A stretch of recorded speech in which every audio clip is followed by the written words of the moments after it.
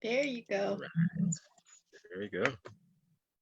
Amen. We're live. We're live. We're live. Hey, what's up, family, man? Y'all know I'm loving this, man. It's Tuesday again. It's another week. We have done it again. It's been a blessing. Welcome to the Eye Opener One Blood Movement of Unity show, where we talk about beautiful things that's going on in the world in a dynamic way. It's the elephant in the room. But first, before we get really, really deep into it, I want to bring on my special guest, man. I feel blessed today, y'all. Let me tell you something.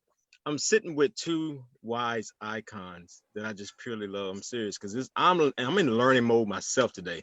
So I'm gonna step out of the teaching mode today, and I'm gonna give you some learning mode because this is what we need. This is what we got to have because it's our life. This is what we do, family. So Miss Addie, you know I love you so much. You always bless me with your presence.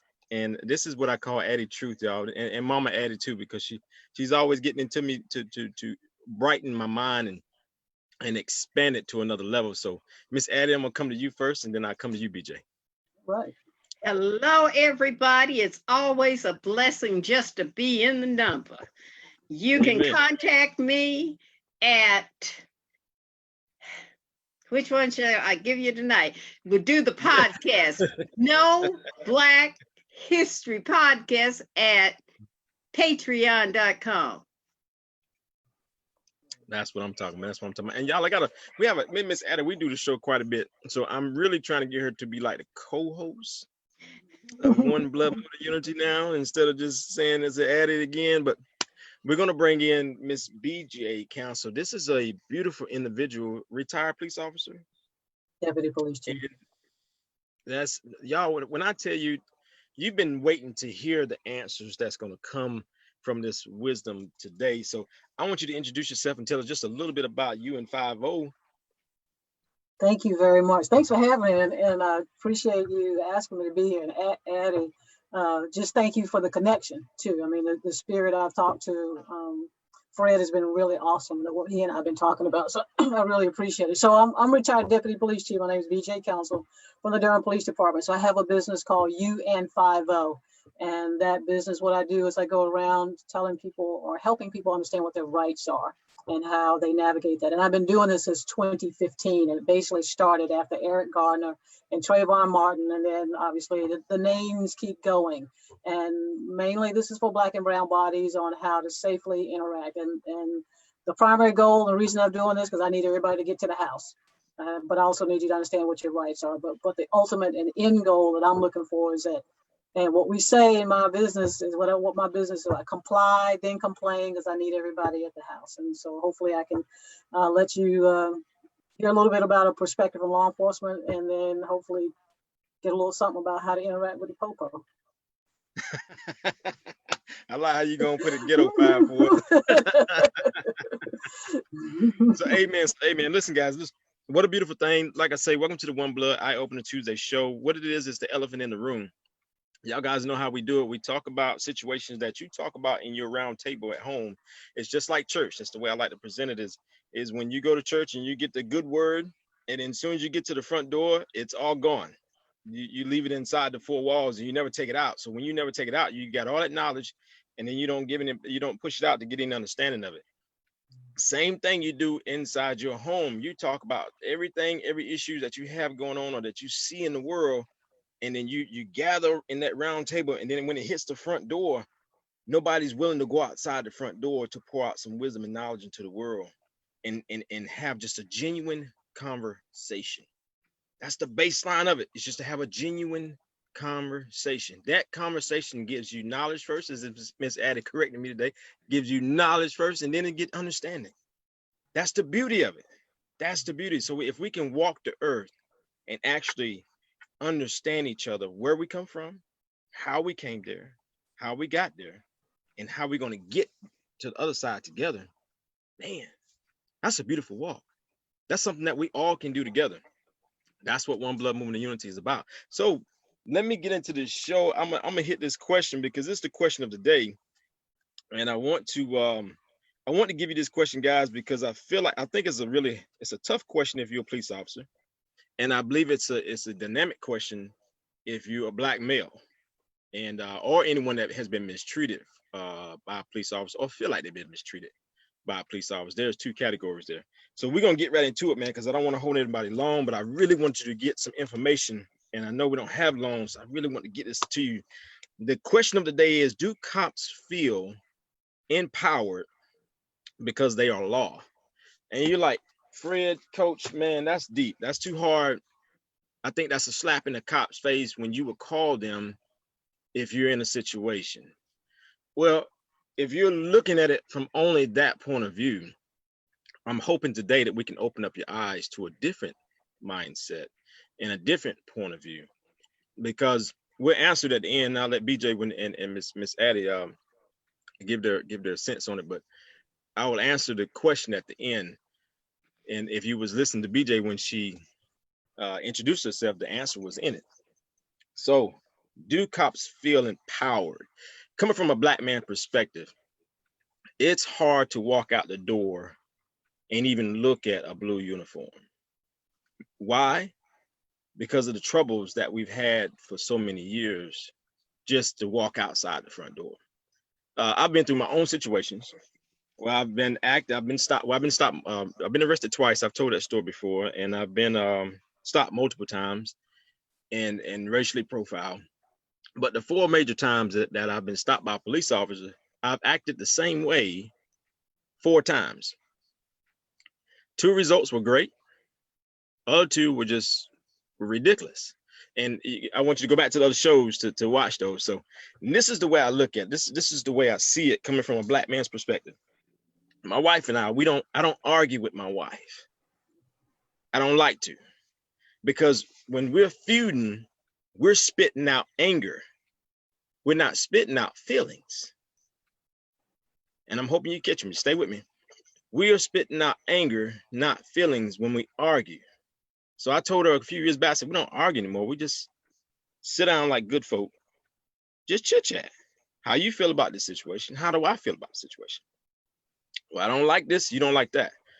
When we do this with police officers, we have to figure that out, how to get to that point of, well, I don't like when you approach me this way.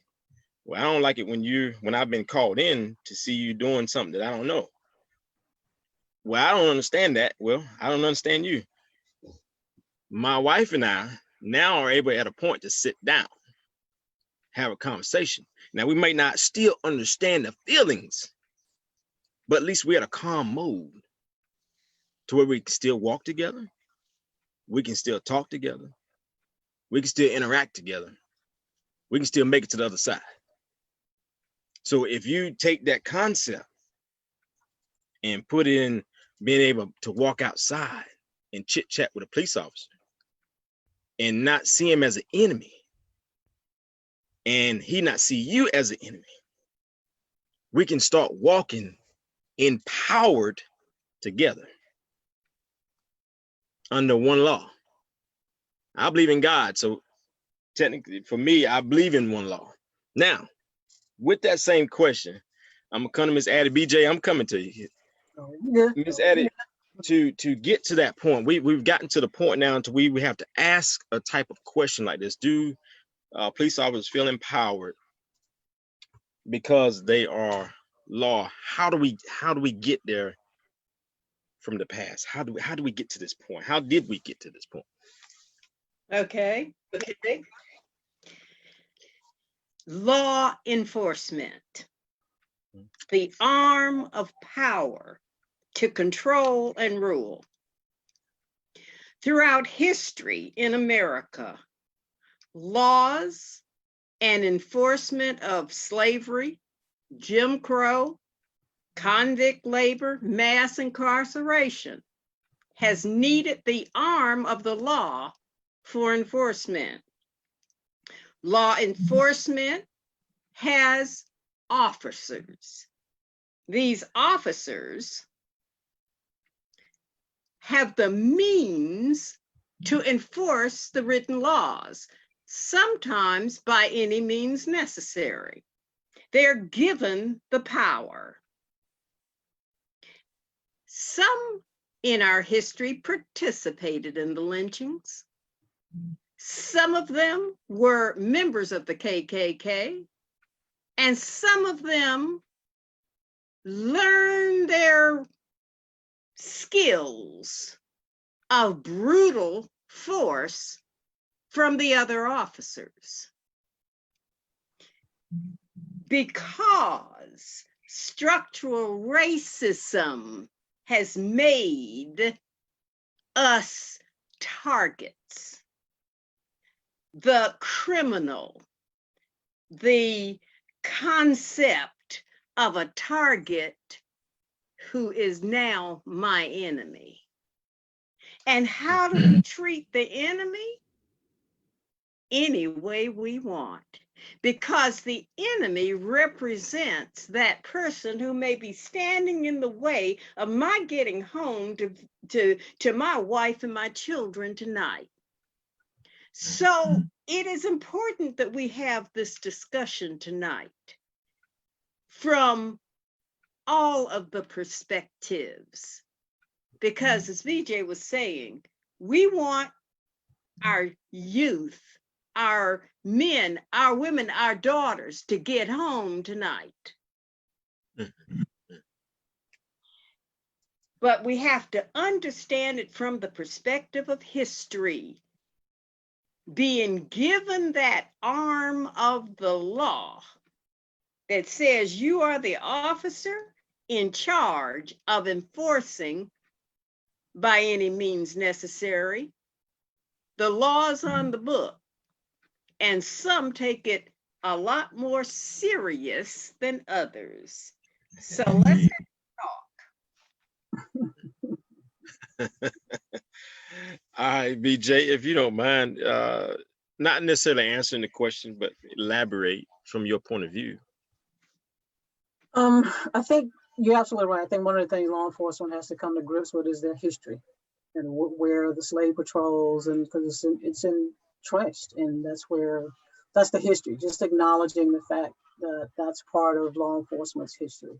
I think as we, obviously we've moved forward, and like she said, we're empowered we have to enforce the law. We don't write the law. We're the individuals that enforce the law. I don't think there's anything that we're empowered with, so to speak. It's just like she said, some people may be more aggressive than others, and there are mechanisms in place to deal with that. And so for the Black community, Black and Brown community in specific, that's the history. That's the relationship over the years of being oppressed in some form of fashion by the uniform. And that's what I'm trying to get folks to understand. I mean, to acknowledge that history, but also to understand that we can't paint the brush over all law enforcement officers. That's just not appropriate. What I'm trying to do is just get people to understand is that officer, and it's an individual decision as to how he or she responds to and how they interact with you. I mean, you're saying you were stopped 4 times. So now you could get 4 different interactions, because unless you got stopped 4 times by the same police officer, you would have different interactions based on those 4 different personalities, how he or she chooses to interact with you based on the information. Right. And so, the thing is, you talk about, we got to figure out how to walk together in the law. The bottom line is, I don't know you as a police officer. My first encounter with you is my first encounter with you. I have no idea that who you are and the work that you do.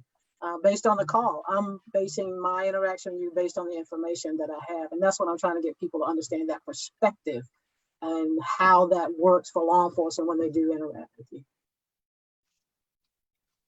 Oh, I think the interaction, but the interaction I was talking about is before the stop. Mm-hmm. I get what you're saying. Yeah. You're talking about during the call. I'm talking about before the call. In other words, build a relationship. Communities mm-hmm. build a relationship with police officers. So when just like when I grew up back in the day, mm-hmm. when I got stopped, now everybody knew my old man, and everybody knew my father-in-law. My father-in-law is an ex-police officer. He's a retired police officer. So okay. When I got stopped back in hometown, oh, you Donald's son-in-law, you that other knucklehead. You Danny's boy, you that knucklehead. Get out of here. You ain't, and then that's relationship. Yes. Because they know who I am, you know what I'm saying? Mm-hmm. And I think personally, I do believe if we could get back to that level, mm-hmm. that's a start. Mhm. It's not a fixing, but it's a start.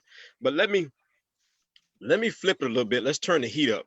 Let me play angel's advocate because I don't believe in playing devil's advocate. But let me play angel's advocate now, just to turn the heat up, so we can gain some understanding on so we can give our people understanding from a police officer perspective of why it's so important that you are saying get home.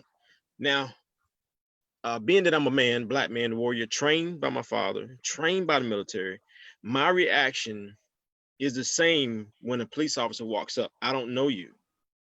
I'm not looking at a badge, not looking at a blue suit. I'm looking at a man who's carrying a weapon. Now, this man's carrying a weapon. I carry a weapon as well. So you don't know me, I don't know you. My approachment first is, who are you? And what do you need? And how can I help you? Versus when a police officer comes up and hey, you do what I say, when I say, and how I say it. There's no other questions. You don't do the asking. You don't do the talking. Period. I do it. Now that's a man or whether it's a female, doesn't matter. But me. I'm talking about men because I'm a man. Now when a man walk up to me in that tone, there's something starting to trigger in here. All right, wait a minute. Now I'm like, who do you think you are? Because the badge has nothing to do with you at this point. The clothes doesn't. Neither does the gun. Why? Because I carry one too. So at that point in time, you have pushed me to another category before we even got to the why you're here. So going in that direction, what is supposed to be our response? First of all, let me go back to what you just said about the relationship. Totally agree with that. I think what one of the things that we're trying to do is getting officers who live and work in the community to build those relationships. Hiring from the community can help that. So communities need to figure out how to get folks to do that. In the Black community, it's the response.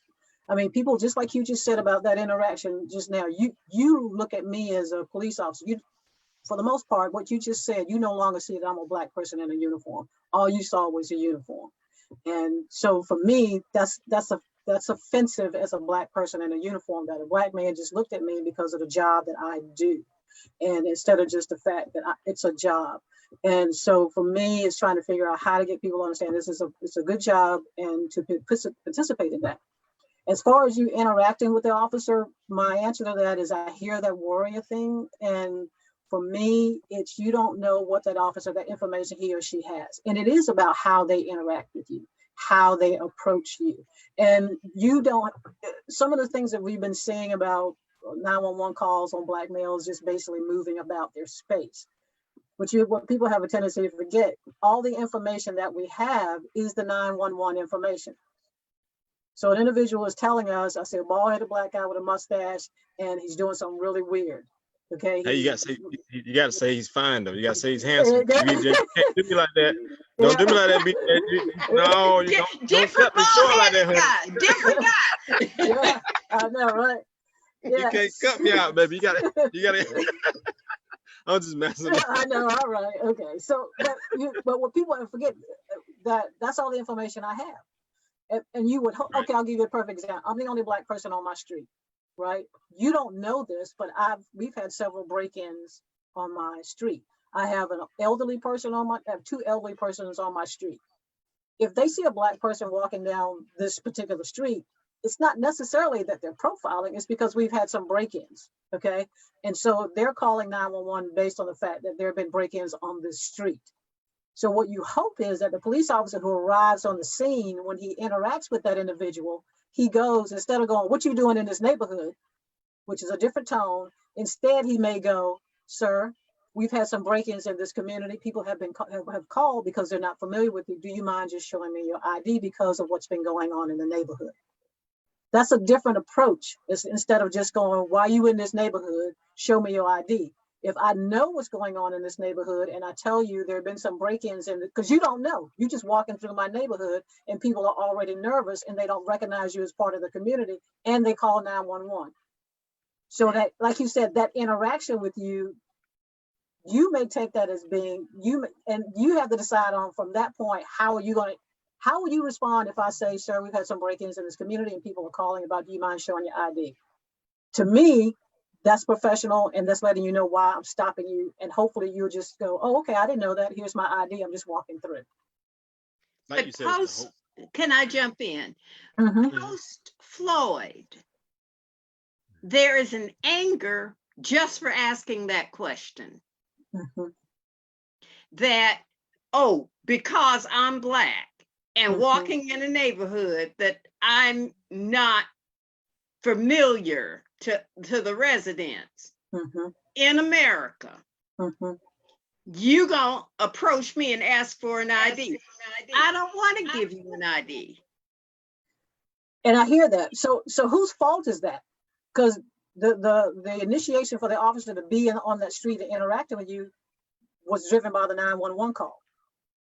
So he or she is just doing his job. So if you want to get mad at somebody, it's the person that dialed 911. So all we're doing is responding to a call. And hopefully when we interact with you, it's in a professional manner. And if you get annoyed and I get Black folks pissed right now. I get that. But being pissed and being angry and cranking up on an officer sometimes may not lead to you getting to the house. So what I try to tell folks is stay out the head of the popo. Try to stay maintained and stay calm. I get you pissed. I get you pissed. I understand it. But what I'm trying to get people to understand is let's get through that process. One of the questions that was somebody wanted me to ask was really, so what in other words, what are you saying for as what's your opinion on when you have good, I like to say this all the time, you have good people and bad people. You have good cops and bad cops. So when we see the good cops supposedly watching the bad cops do something terrible, I get teamwork. I've coached football for over 20 years. But what I don't get, and a lot of people don't understand, and we would love to understand this, is what is that concept? Knowing that that person is wrong. For George Floyd, you know that's wrong, but you put the okay stamp on it anyway. Now, peep gang, the man didn't know he was going to die. The one that's standing up guarding him, he didn't know that's a killer move. I don't think anybody does. So it wasn't the death; it was the way to the death. That's the bad part. So what are you supposed to do? Say like a man like me that is a warrior, I'm supposed to really just sit there and watch that. With my military training, someone is in pain, someone is in hurt, and what is your expectations of a man like me to just stand by and watch that with my kind of training and watch that cop watch that? Now how am I supposed to feel about the whole group when that whole group watched a painful act?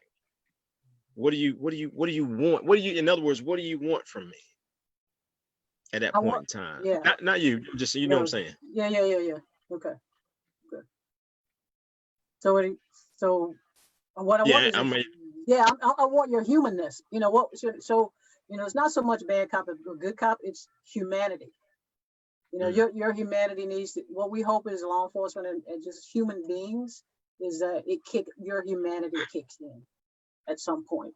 And that's what we're hoping. And we got to hire the right folks. We got to put things in place that says to officers in the culture, it says, it's okay for you to report that BJ, when she arrests Black people, she just real rude, Sergeant. And so you need to take a look at that. And that officer knows that there's not going to be any retaliation. You got to create that culture in police departments and agencies across. I mean, that's the expectation that the administration is saying, we want you to do that. They've got matrix in place. They have integrity things in place, and they're saying to the culture of the police department, the expectation is if you need to intervene and you need to show your humanness. Let me just, for me, what I hope and I pray, and a lot of officers that I know a lot of good officers, Black and white. The thing is, I should be able to walk up to you as a community person and you see me in my uniform but you also get to see my humanness and my humanity beyond that badge. I should be able to demonstrate to you that this uniform, I don't wake up with it in the morning. You should be able to see me as a human being, how I interact with you. I should be able to just personify beyond that badge. And if I can do that, and when I do that, you're going to see me as a human being before you just, oh, she's a human being. She just happened to work as a police officer. And when you can do that and hire those types of individuals, then you can see the culture change. So the motivating side of it really is to not hire within, not hire friends, but hire the community. You can hire anybody. You just have to make sure that you're paying attention to. I mean, I guess for me, do you really need a guy? And you do need a guy that knows how to, that can bulk up and back you up, right? I'm not saying you don't need to hire the guy with no neck.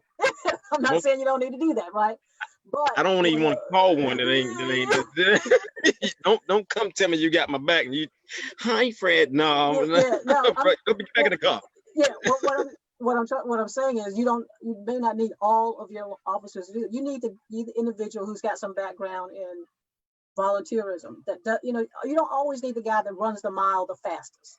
You need some people who are just compassionate, and you can find that out in their background. What do they do? Those are some of the qualities that you want. What's also happening across countries right now is that if you want to be promoted in an organization, you have to get on a particular track. You need to do community policing and not ask for overtime. You need to go do some volunteer, not ask for overtime. So if you really believe in the philosophy of this particular organization, you will get on this track, and these are the things that you need to do. So there are creative ways in order for the agencies to get the officers to conform to the philosophy and the goals of an agency. I have a question, if I might. We hear a lot about police training, and we read that, well, he was, it may appear that he went beyond what was necessary, but he was within police training. And we read recently that police departments are not condoning the practice of the neck choke. Chokehold. What is it in police training that sanctions behavior that appears to be inhumane? All right. Let me answer this. The way that I feel like I want to try to answer this for you is that we're trained to stop the resistance. Okay. And the question, okay, let me ask you guys this. On the continuum of force, starting from 0 up to using deadly force, in your opinion, what is the lowest form of force for a police officer? What is the lowest form of the use of force on the scale of the continuum use of force? What do you think is the lowest use of force? Physical or not? I would say a warning. Okay. But unless you're talking physical. Okay. What about you, Fred? Yeah, what are you talking, physical or just verbal? You just tell me which one you think is the lowest form of use of force was for an officer to get control of a situation. What is the lowest form of force? In other words, if I was to approach you? You just needed to, which one would you, what would you think was the lowest form at an officer's disposal? What do you think his or her on the continuum force that he or she has that they can use? The lowest form of force. Yeah, I would go with the warning as well.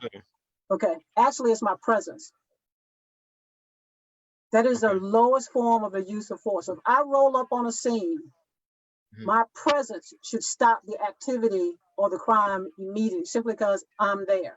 Me stepping out of the car is another level of force. Me beginning to approach you is another level of force. Me beginning to speak to you is a level of force. So actually the lowest form of force is my presence. You would hope and you would think that people would stop doing whatever it is they're doing that got me there in the first place, that just my presence should be enough.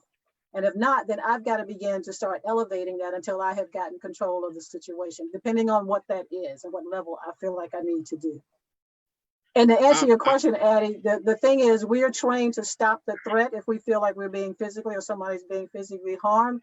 And usually once the threat is stopped, then we stop using force. And the other thing that I might add that people don't forget, or they have a tendency to forget, is we are human beings. And so the other thing that people have a tendency to forget, fear. We are still human beings. And when fear kicks in, some of that, I'm going home. So where I may have stopped the threat because fear takes over, that's a psychological and also a body reaction, you may continue to shoot more than you need to, unless you have truly experienced what fear is. I'm not talking about somebody running up behind you and going boo. I'm talking about the phenomenon of being fear. It's a different level than if you've not experienced that. And sometimes that kicks in because we're human. I agree with you. I'm not gonna fight against that at all. My theory on that, to not to go against you, but to say what we see in the world is, we believe the cops have forgot that we're human. Yep. And I believe that to the depth, because especially for me, because what I've been through as a Black man and going through some of the situations that I've seen cops do to me, without my presence being a threat, and you still approach me in a manner of you going to respect me. See, I'm a father, I'm a military vet. I've been trained by my father in multiple other things.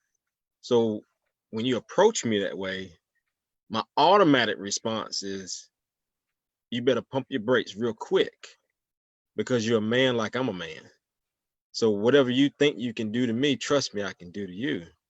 And that's where the relationship has went south for Blacks and cops. And that's, to me, this is my opinion, we got to fix that part, because your presence now means like, oh crap, here we go, this is another idiot, and I wonder how they're going to approach me and come up on me. Because Eric Garner, all these other guys that have passed away, the young man that got shot with his hands up. Now this is not from your division or nothing like that, but what I'm saying is that has taken away what you want and what your training has done, and what your respect of how you want to be seen. All that has taken that away. So we got to get to a point now to where we can actually build that respect of a police officer back up. And I know you want us to get home, and I appreciate that. I mean, sincerely. But I'm not, and anytime I'm going to stand with you 100% every time you do it. I think my quest is now, how do we get that respect back to the officers, knowing that when I walk outside my home, I know I just want to get home, but I want to be able to walk outside my home as well, and not be looked at less than a dog, just because you see me as a threat. Every time I walk by, you see me as a threat. If I've walked by white women, you see and I know you've seen this and you heard this, they got their purse. That bad boy, it like they do a two-step. They clench on up real quick. When I've walked past police officers, I see their hand go. So as a man, I'm doing the same thing. At that point in time, when I walk by a police officer and I see his hand kind of get ready, I'm doing the same thing. Now his approach to me is like, wait a minute, what are you doing? Well, what are you doing? You're getting ready, so I got to get ready, because I have no idea what you're going to do, and I want to get home too. And to me, that's where we are now, and we got to get out of that, because I don't want my sons having to, even though I know a lot of police officers, and I've introduced them to police officers for that particular reason, to build that same relationship that I had when I was coming through in my community. But we can't do that across the world. So how can we change that intercept across the world? That's my question. How can we work on that? I think inside of Yeah, I think it's going to be community by community. And also, I think what you said also, you're basically making the assumption that, I mean, in your experience, I mean, you're saying, who's this idiot walking up on me? I mean, you're passing judgment on somebody that hadn't even opened their mouth yet. And they're probably doing the same thing to you. So the bottom line is everybody's got to slow your roll until we figure out, you know, once we step up on each other and see how that goes. And you're making a choice as an adult that, you know, I got what I got. But I really wouldn't want that for young Black males or young youth to have that attitude, because more than likely they're not going to win that. So what I'm trying to do is just slow that mentality. Is about why you worrying about what he's doing, why he rolling up on you. Stay in your own head and let's get through this. And hopefully he or she is going to change your opinion based on that interaction. And then it's also about, you know, you being involved and being at the table with law enforcement. You're going to have to go in. What do you want from your community? You know, how do you want your law enforcement to interact with you as a community? Those are questions that you have to sit down with your local police department. You said something earlier too, and if you don't mind, I want you to put a stamp on it, because it's so key, it's so important, because I didn't ever do it. As you asked me a question earlier, you said, did I ever report it? So if you put your stamp on that, because that needs to be heard. We as a community, and I'm gonna be honest with you, from my standpoint, from just a real man, that's that snitch type deal that I grew up in. I don't handle my business by snitching. I handle my business with that particular person. And I know that's not the direct, correct mentality. But as a man, it's like we have to pull back from being a man just to supply the cop what they need. So if you'll put that stamp on that, so we be educated enough to say, hey, look, you know, from your perspective, I know we need to do it, and I agree with it. But I just want your stamp on it so our people would know. Yeah, I'm not even really sure I understand snitching, because all you're doing is telling an officer is being unprofessional. So when you use terminologies like that, that's yeah, I get that. Yeah. You know, and I think, and I think what we talked about was, as a police executive, I'm in bed at 3 o'clock in the morning. So I have no idea how my officers are interacting with you. And unless you tell me, then I can't do anything about it. And I can tell you as a police executive that we want to know. There is no police chief that does not want to know they've got a bad cop out there, or there's someone that's being unprofessional. And what I also need people to understand is that doesn't mean they're going to get terminated. It just means now you have let me know I got somebody out here that I probably need to at least speak to about his or her behavior.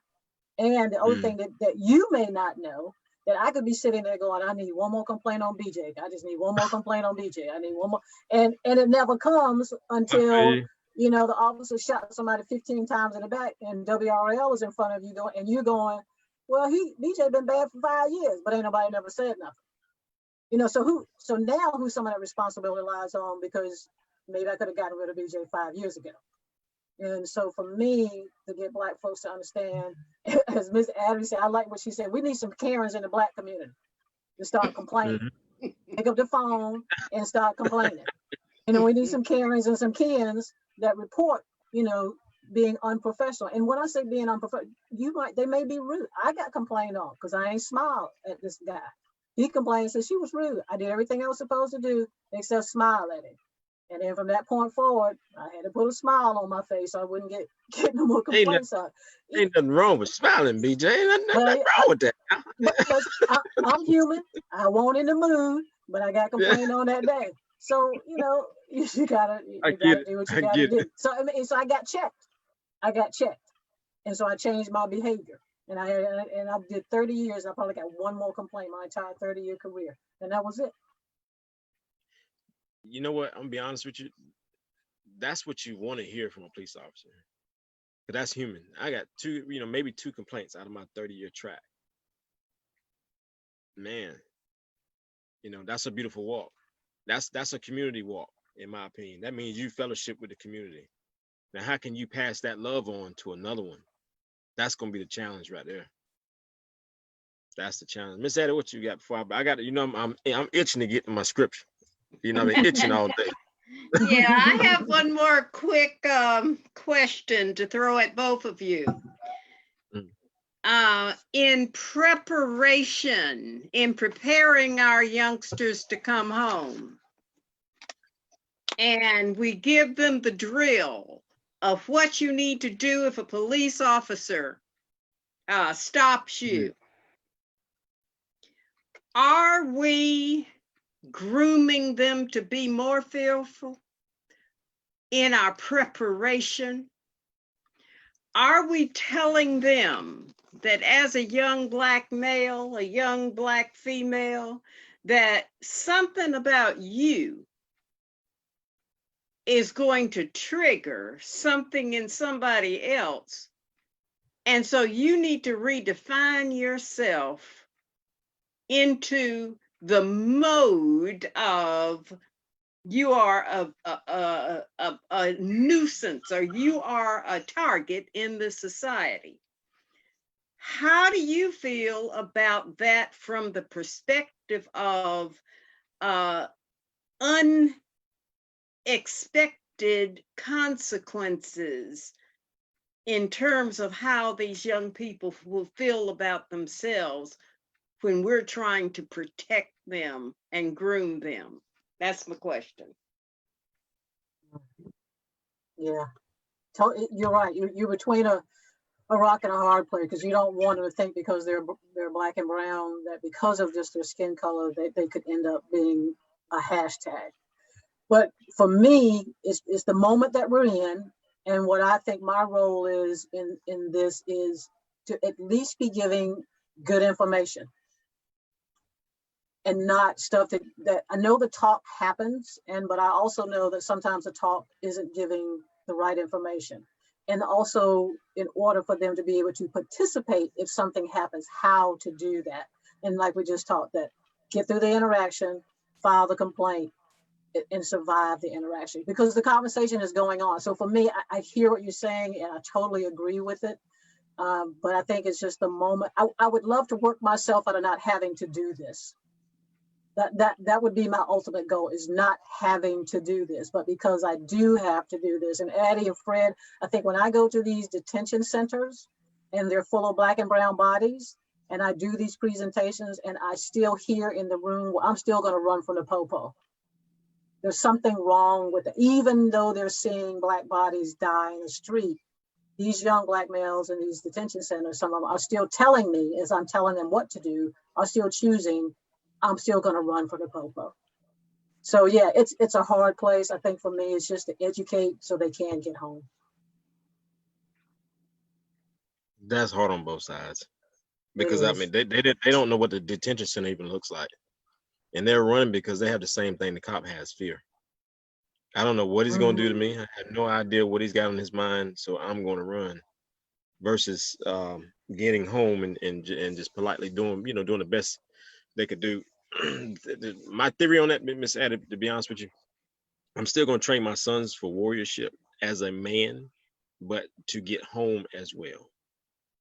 That's my low. I can't take the man out of a child, because it turns them into something different later on in life. But their respect for a man in general, that's what I teach. Respect for a human being in general. And that means when I see a human being walking down the street, no matter what kind of clothing they have on, they're homeless, they're rich, they're poor, they're digressed, whatever. As soon as you see that human being, you look at them through God's eyes and you say, that's a human being. And to me, that sets my mind of being, okay, whatever's going on, whatever situation I'm in, I'm looking at it through God's eyes. I can be respectful. I can be cool. I can chill out. Whatever's going to happen, we're going to make it through the day. And if anything is wrong, we'll talk about it later. And I tell my sons all the time, you get home, I'll deal with the police officer. Because I don't have no problem at all with any man who thinks they can run with Fred Foreman. And that's the period. But that's a respect level that we have to stick to. And that's on the manly side. That's just my opinion. On the manly side, there's a respect level that we have to stick to, but we have to get back to that. I think we have deviated so far away from that, especially in today's time. Police officers, male police officers. I don't say male. I don't take away nothing from women. Women are beautiful.